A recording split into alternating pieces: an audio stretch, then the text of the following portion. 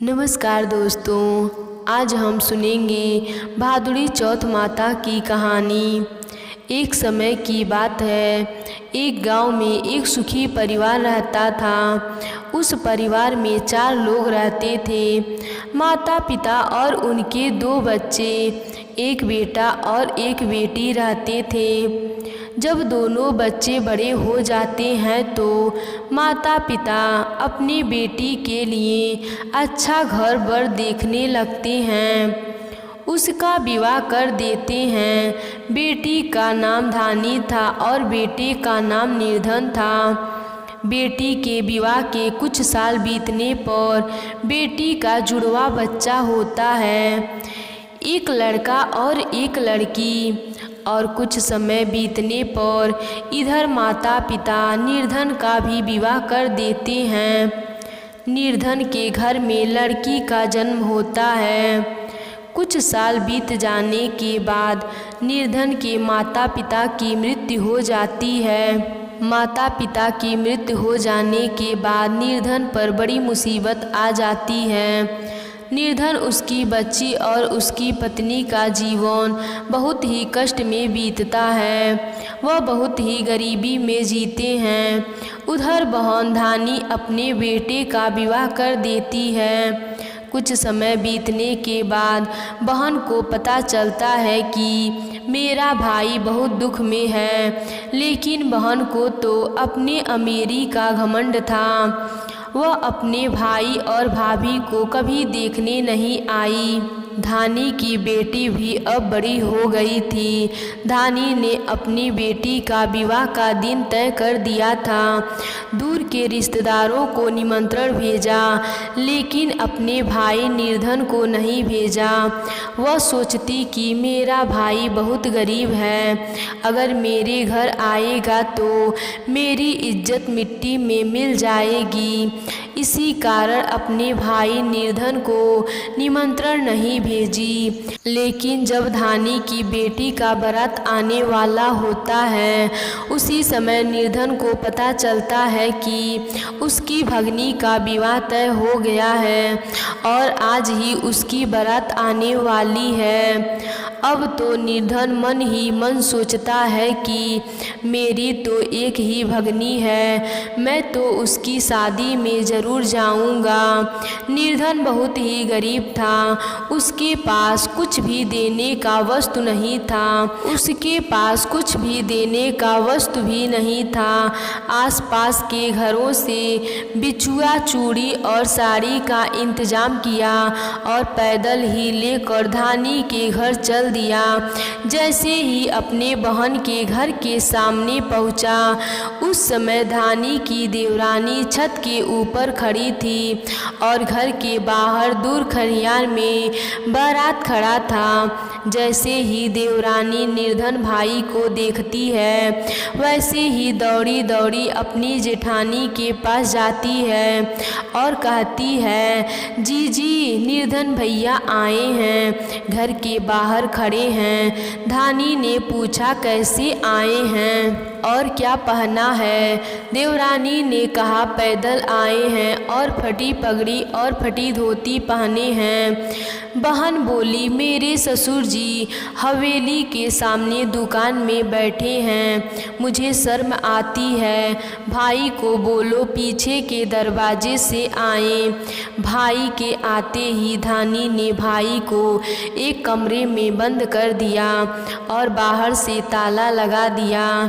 एक तरफ लड़की का विवाह हो रहा था, गाजे बाजे बज रहे थे, अतिथियों को भोजन कराया जा रहा था और दूसरी तरफ भाई को कोई पानी तक पूछने वाला नहीं था। भांजे की बहू को दया आ गई, उसने दरवाज़ा खोल दिया। दरवाज़ा खुलते ही भाई वहाँ से भागा। 2 दिनों से भूखा प्यासा के कारण उसे चक्कर आने लगी। रास्ते में चौथ माता का मंदिर था, वहाँ जाकर गिर गया। रोते रोते चौथ माता को अपनी व्यवस्था सुनाई और बोला, आज मेरी गरीबी के कारण से मुझे सगी बहन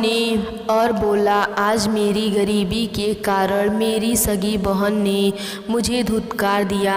घर जाने पर मेरी पत्नी जब पूछेगी कि विवाह से क्या मिठाई लाए हैं तो मैं क्या जवाब दूंगा।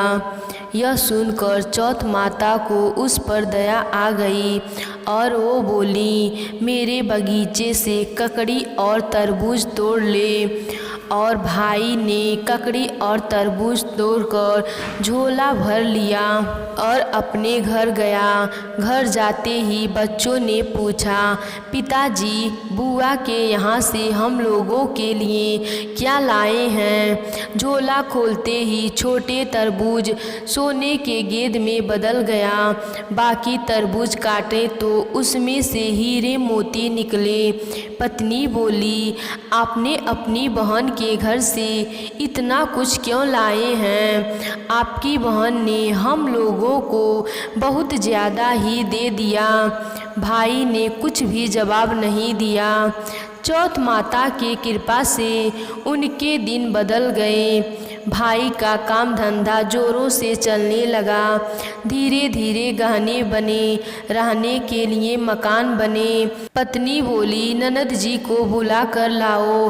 भाई नए कपड़े नए जूते पहनकर रथ में बैठकर बहन को लेने गया।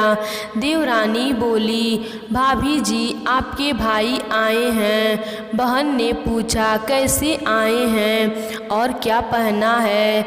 देवरानी बोली, रथ में बैठकर खूब ठाट बाट से आए हैं। बहन बोली, मेरे भाई को बोलो कि हवेली के सामने से आए, मेरे ससुर देवर जेठ देखेंगे।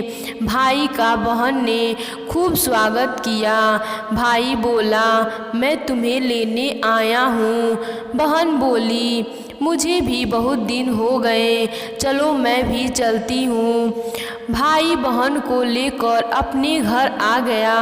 भाई और उसकी पत्नी ने बहन का खूब आदर सत्कार किया। धानी ने जो चीज़ें मांगी भाई ने सब बनवा कर दे दिया। बहन बोली, भाई मुझे जूते चाहिए। भाई मोची को बुलाया और कहा, मेरे बहन के लिए ऐसी जूती बनाओ जो मुँह से बोले।